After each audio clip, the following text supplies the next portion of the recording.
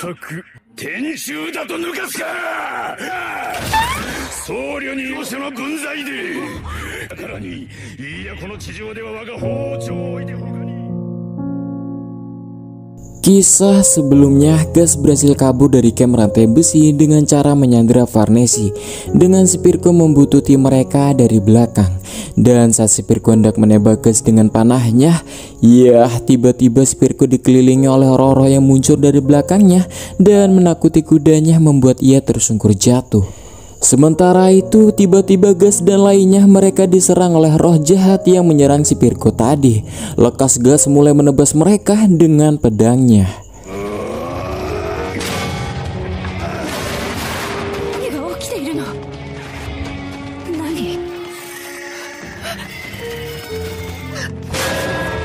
Sementara itu Varnesi yang ketakutan karena sesuatu hal yang aneh menyentuh wajahnya.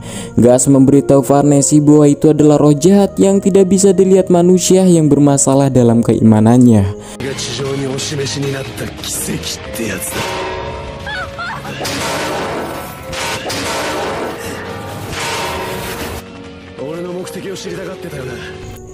Sementara itu Spirko dari atas bukit menyimpulkan tujuan Gas adalah rumah bangsawan yang sudah ditinggalkan. Itu adalah milik pemerintah wilayah Barat Milan yang membangun kastil hanya untuk bermain dengan anjing-anjingnya serta untuk tempat mengusir penatnya, hingga pada akhirnya dia meninggal dalam kebakaran 5 tahun yang lalu.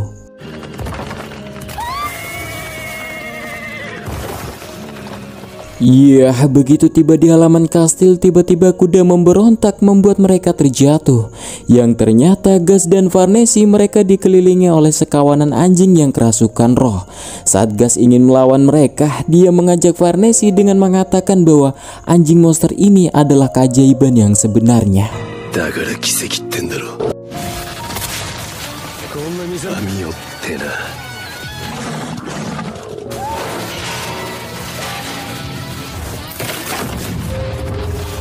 Iya, dan Gas menggiring Varnesi untuk tetap bersamanya jika dia tidak ingin dimakan roh-roh kelaparan. Bersamaan Pak dan kudanya masuk ke dalam mansion dan menghalangi mereka dengan menimbun pintu dengan reruntuhan tembok. Hingga mereka sudah di dalam, Pak memperhatikan patung manusia yang begitu realistis di puncak tangga, hingga anjing-anjing itu masih berusaha masuk.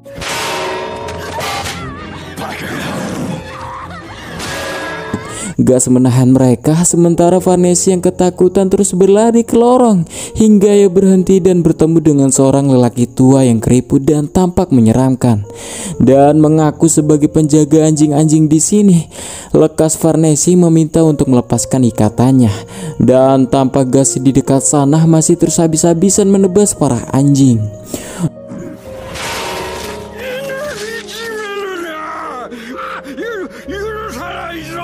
Melihat hal itu, tampak lelaki tua itu marah bersumpah untuk menghukum Gas karena telah menyakiti anjing-anjingnya. Gas ternyata sudah menyadari jika pria tersebut sudah membunuh pemilik rumah ini. Namun pria kecil itu mengatakan dia tidak membunuhnya, tapi lebih menyantap tuannya. Dan kakek tua itu mengungkapkan sekarang dia tertarik dengan dagingnya Varnesi. Iya, dan lekas Gas menusuk mulutnya.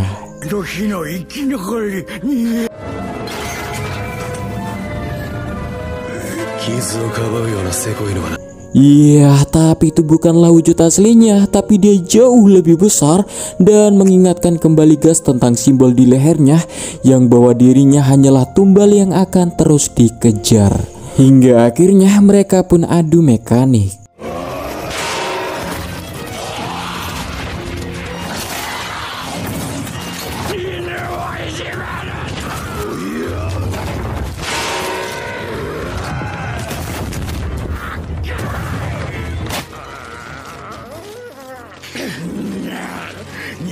Sementara Gas melawan monster anjing tersebut, Pak mendekati patung wanita tersebut dan dengan kemampuan melihat masa lalunya, Pak menyadari bahwa patung itu sebenarnya adalah sisa tubuh dari majikannya, seorang gadis muda yang baik kepada monster anjing itu saat di masa lalu. Namun sayang, akhirnya ia harus terbunuh menjadi persembahan pengorbanan kepada tangan dewa atau 5 malaikat. Dan karena monster anjing itu merasa bersalah karena dipaksa untuk membunuh majikannya yang baik hati, dirinya membuat sebagian yang tersisa dari tuannya menjadi pajangan. Dan Pak yang menyentuh patung itu mengalihkan perhatian monster itu yang marah karena tuannya disentuh.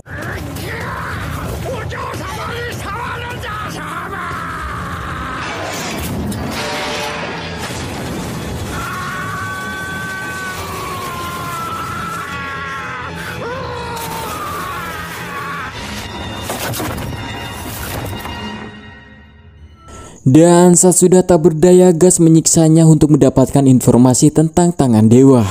Tapi Gas akhirnya membunuh penjaga anjing itu karena dia tidak memiliki informasi.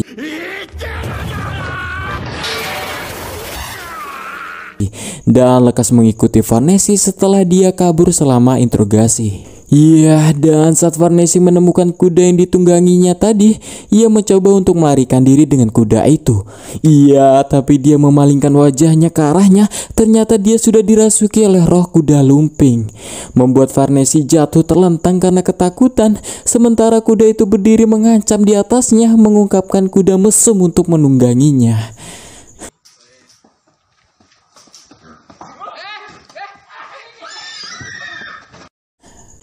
Iya, bersamaan Gas yang melihat adegan Assassin mengingatkan dengan tentang yang dialami Casca di tangan Griffin waktu dulu.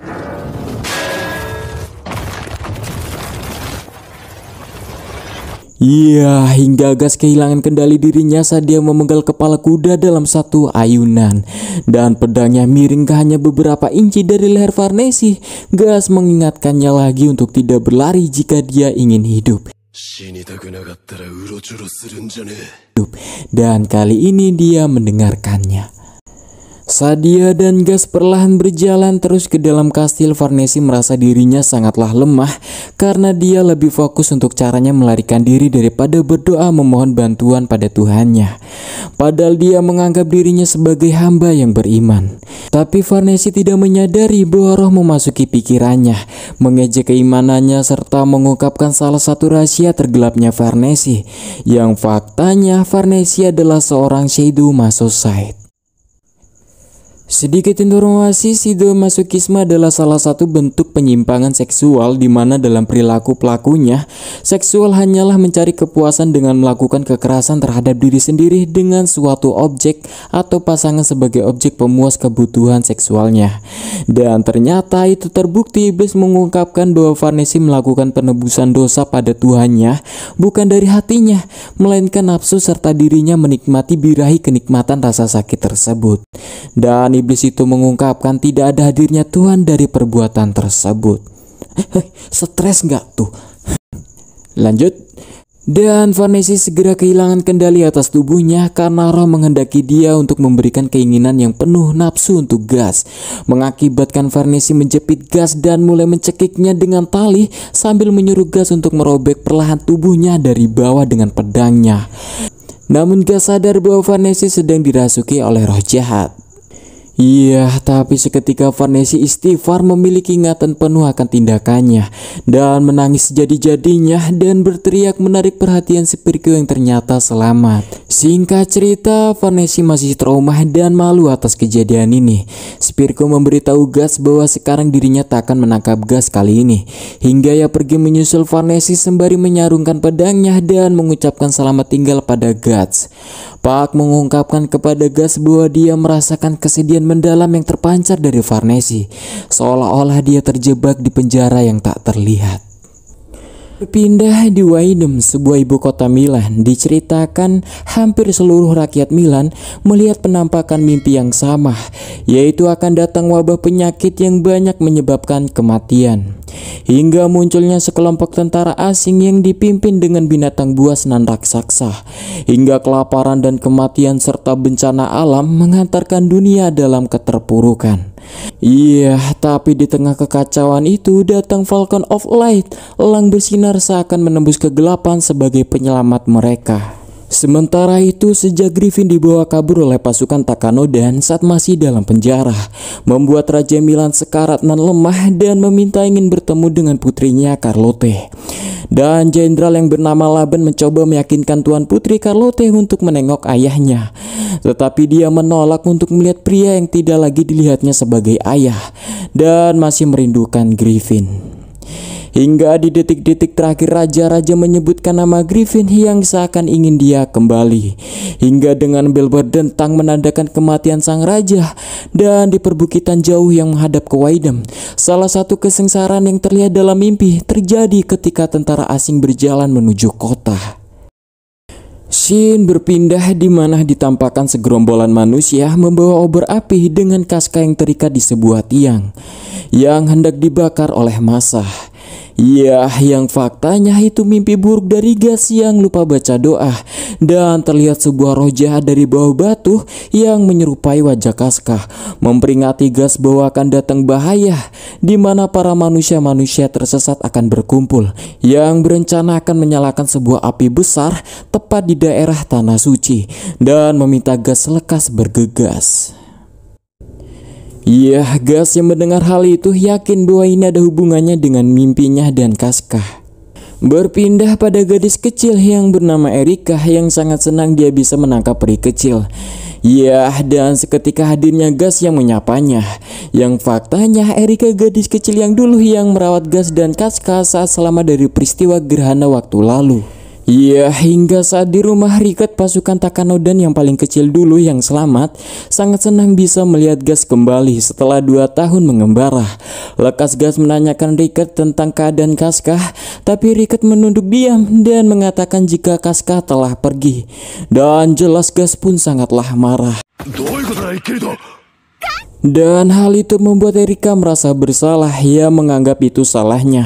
Dan Cricket mengungkapkan jika sebulan yang lalu waktu dulu saat masih tinggal di gua tambang, keadaan Kaska semakin memburuk. Lalu Erika berusaha menghiburnya dengan mengajaknya ke hutan mencari kacang-kacangan.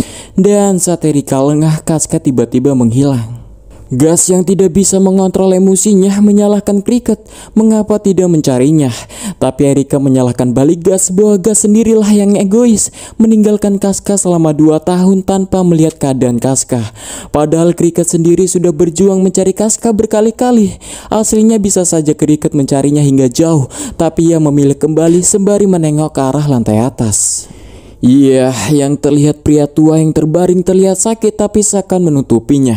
Kakak itu bernama Godo yang mereka sudah saling mengenal dan meminta Gas memperlihatkan pedangnya dan lengan palsunya yang seakan tahu jika Gas melewati berbagai pertarungan. Sembari mengingat 2 tahun yang lalu bagaimana Cricket membawa Gas dan Kaska ke guanya dengan luka yang mengenaskan. Godo yakin jika Gas baru saja mengalami peristiwa dari monster-monster aneh yang menjijikan. Serta Godo menasihati Gas bahwa balas dendam bagaikan mengasah pedang berkarat di genangan darah. Semakin diasah semakin berkarat sehingga kau harus mengasahnya lagi. Hingga akhirnya yang tersisa hanya gundukan bubuk karat yang tak berguna. Namun Gas menjawab Godo tak mengerti bagaimana yang dia rasakan. Sebuah kejadian yang menewaskan orang-orang berharga baginya. Dengan tanpa aba-aba serta alasan yang menjadikan teman-temannya hanya sebagai tumbal perjanjian dan tewas dengan sekejap. Namun Godo menganggap Gas egois karena 2 tahun yang lalu meninggalkan sendiri orang yang berharga bagi Gas. Padahal orang itu sedang hancur dengan trauma yang dahsyat. Tapi Gas sendiri menggunakan kebencian pribadinya guna membakar dirinya sendiri. Setelah meninggalkan gadis yang berharga baginya, apakah Gas masih pantas berbicara hak balas dendam atas teman-temannya?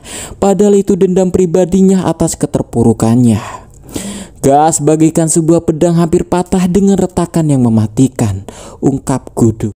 Singkat cerita, Gas diajak Erika dan Cricket di sebuah ujung tebing dengan banyak pedang yang menancap. Ternyata pedang itu buatan Cricket sendiri yang menempanya, hanya sebagai simbol makam prajurit Takanodan. Walaupun mereka tidak ada di bawah sana, yang jelas ini sudah bisa membuat Cricket menenangkan hatinya. Dan seketika Gas menengok ke arah Cricket dan kagum, cukup 2 tahun Cricket bisa merubah dan menerima takdirnya. Sedangkan dirinya 2 tahun masih terperosok dengan kebenciannya. Yang ternyata Cricket sudah bisa menerima kematian teman-temannya dengan tabah dan memulai kehidupan yang baru. Jelas itu adalah sifat tabah Cricket yang sudah dikenal Gas sejak dulu. Berpindah pada malam hari, Gas yang tak bisa tidur dengan pedang yang tak di dekatnya. Hingga ia melihat bayangan para iblis dan Griffin membuat kebencian Gas dan amarah Gas terbakar kembali. Yang membuat Gas menolak untuk melarikan diri dari teror iblis. Dan menyiratkan bahwa akan mustahil melawan mereka, pantang baginya untuk mundur sebagai pengecut. Dan membiarkan kebencian itu memasuki dirinya. Dan serta tampakan bayangan Casca meminta Gas untuk menjadi perannya sendiri dan mengambil keputusannya dan meminta Gas untuk pergi walaupun sendiri. Dan membuat Gas merasa yakin dengan jalan yang ia telah pilih. Setidaknya keputusan yang ambil bukanlah keterpaksaan dari hatinya dan berjanji tidak akan kehilangan Casca untuk kedua kalinya.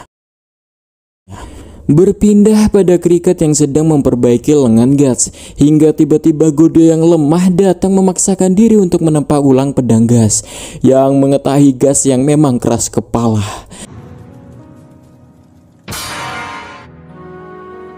Singkat cerita, pedang Gas sudah siap dan juga Godo membuatkan baju zirah untuk Gas. Begitu juga dengan Cricket yang sudah meningkatkan tenaga lengan busurnya ditambah senjata peledak yang telah ia siapkan untuk senjata perjalanan Gas. Dan Cricket menanyakan Gas akan kemana tujuannya sekarang dan Gas bercerita akan menuju Tanah Suci. Cricket mengetahui tempat itu adalah tempat biara tua yang bernama Gereja Albion, berjarak 3 hari ke arah timur laut dari sini. Biara itu juga dikenal dengan menara keyakinan serta dipenuhi dengan para pengungsi. Tapi konon katanya pengungsian itu disusupi sekte-sekte sesat hingga dari Gereja Tata Suci mengirimkan seorang pengadil agung yang akan membakar seorang penyihir pimpinan sekte tersebut. Mendengar ulasan Cricket, Gas kembali khawatir dan bergegas ke sana. Dan juga tampak Cricket yang meminta Gas berhasil membawa Casca kembali, serta tampak Gas berpamit pada Godo yang sedari tadi memantaunya dari atas. Berpindah pada sebuah iring-iringan panjang pasukan rantai besi yang akan menuju biara Albion. Dan tampak Varnesi yang dirinya masih teringat kejadian waktu lalu saat ia hampir ditunggangi kuda ODGJ serta mengajak Gas untuk memuaskan nafsunya. Varnesi tak percaya jika itu perbuatannya dan menganggap itu hanyalah ilusi dari mimpi buruk Varnesi yang masih bertekad bahwa dia adalah hamba yang beriman pada Tuhannya. Namun ejekan setan waktu itu masih menghantui dirinya. Shirko pun tahu jika Varnesi masih teringat malam itu, tapi menurutnya setan yang menyerangnya itu nyata bukan hayalan. Ditambah ia kurang bersemangat karena sekarang ia harus mengawal pendeta Jaksa Agung. Dan tampak para warga pengungsi melihat sebuah roda merah yang tertancap di atas kereta. Mereka yakin jika kereta itu membawa Mogus, si Jaksa Agung yang dikenal kejam. Karena roda itu bukti alat penyiksaan yang sudah menghabiskan nyawa 500 orang di roda penyiksaan itu dengan mengatasnamakan hukum Tuhan hingga banyak orang yang membencinya. Hingga tiba-tiba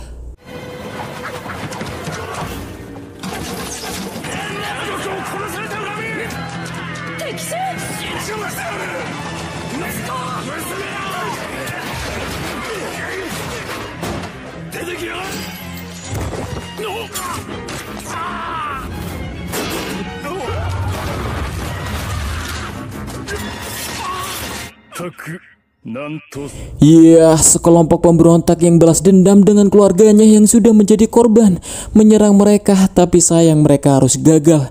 Yang ternyata di dalamnya juga Mogus bersama prajurit pribadinya yang tak segan-segan membunuh.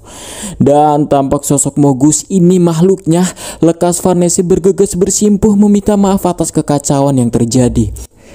Dan Mogus mengungkapkan bahwa Tuhan Maha Pengasih dan Maha Penyayang dan memaafkan hambanya yang beriman. Dan beruntung pelayan Tuhan Tata Suci tadi yang terluka. Ini adalah bentuk anugerah Tuhan pada hambanya yang beriman, ungkap Mogus.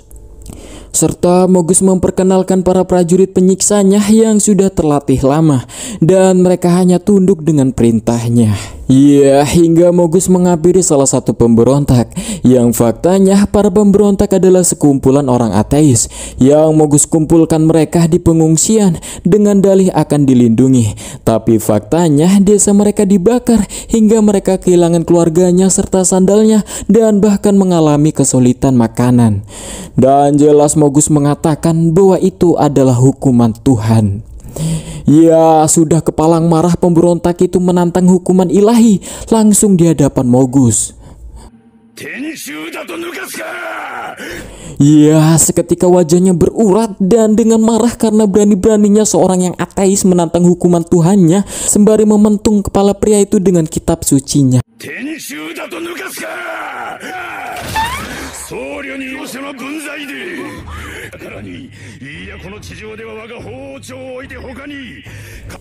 Ya, hingga keputusan telah dibuat, penyiksaan sederhana akan diadakan dengan melentangkan tubuhnya di sebuah kayu yang sudah tersusun sembari roda besi menghantam kakinya.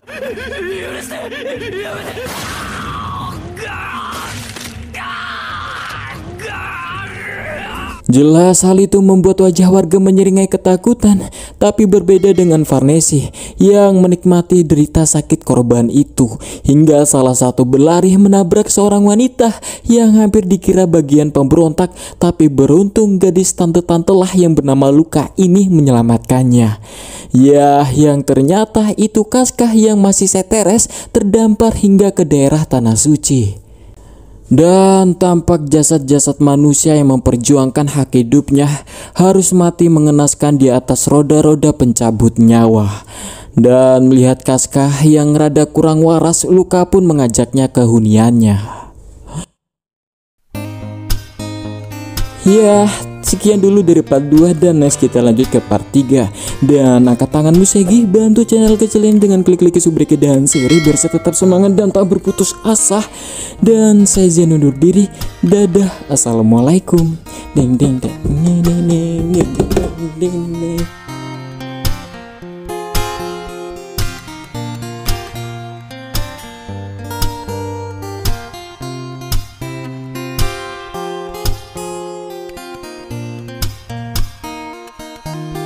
Cuci piring, cuci piring.